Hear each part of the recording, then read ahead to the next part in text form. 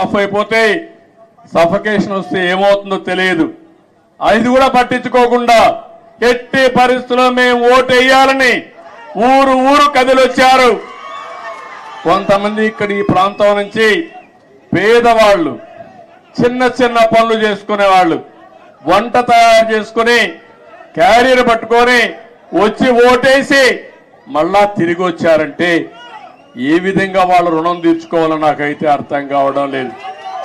చాలా మంది ఎన్ఆర్ఐలు అమెరికా నుంచి, ఆస్ట్రేలియా నుంచి, ఆఫ్రికా నుంచి, వివిధ దేశాల నుంచి లక్షల రూపాయలు ఖర్చు పెట్టుకుని ఒక ఓటేసిపోయారంటే, కొన్ని నెలలు ఇక్కడే ఉండి గ్రామాల్లో తిరిగి పనిచేశారంటే వాళ్ళందరి రుణం తీర్చుకోవాల్సిన అవసరం ఉంది.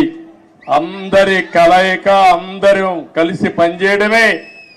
మొన్న రాష్ట్ర ఎన్నికల్లో ఒక సునామీ వచ్చింది.